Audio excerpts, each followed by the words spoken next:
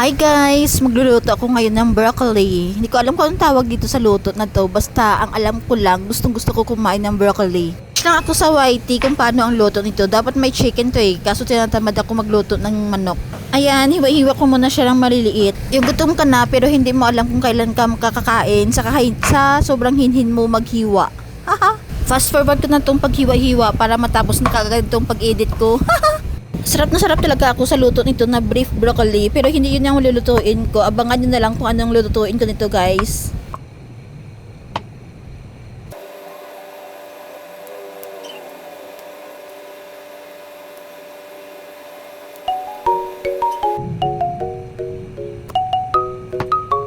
So instead of chicken, squid ball na lang ilalagay ko.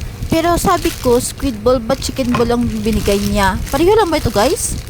Wala lang, experiment lang to kasi ito ang madaling yung lutuin.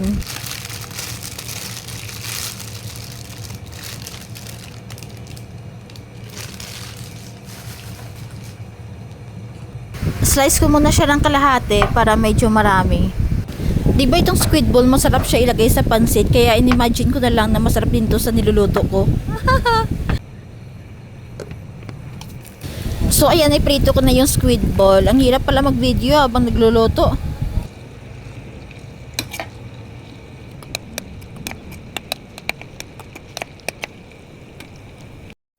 Ito ang ibang ingredients, bawang, nahiwa ko na rin siya.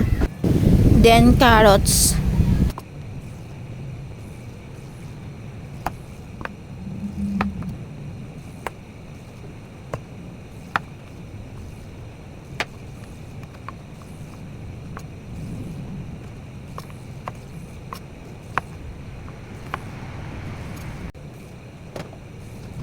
Tapos patatas, hindi ko alam kung anong kalabasan tong luto ko.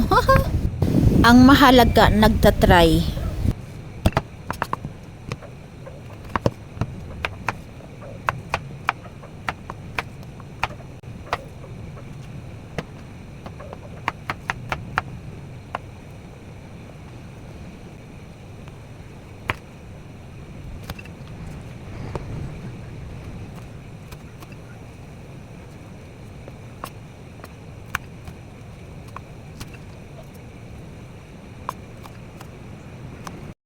So ito na, lagay ko na yung bawang, carrots,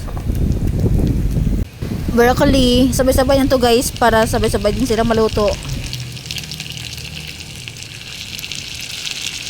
Naku, parang aapaw ba itong niluluto ko.